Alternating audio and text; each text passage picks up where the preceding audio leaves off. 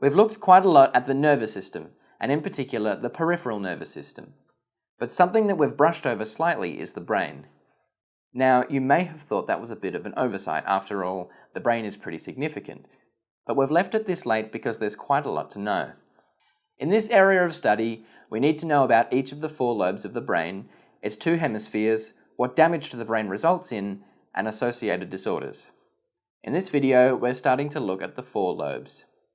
You can see the 4 lobes of the brain here: the frontal lobe, the parietal lobe, the temporal lobe, and the occipital lobe. You may be required to label these on a diagram of a blank brain, so it's good to know where each of the lobes sits in relation to the other 3. Now keep in mind that this is a cross-section of the right hemisphere of the brain.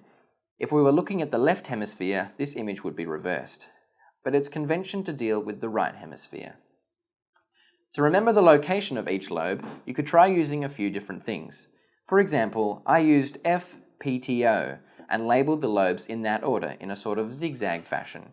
I know that other people have used FPOT, as in flower pot, and then simply labelled the lobes in that order in a clockwise fashion.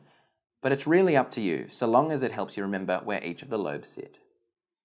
Each of the lobes specialises in different areas.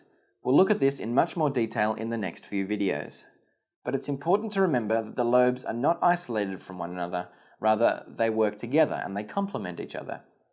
Move on to the next video to keep learning about the lobes of the brain. We'll start with the frontal lobe. Thanks for watching and happy studying.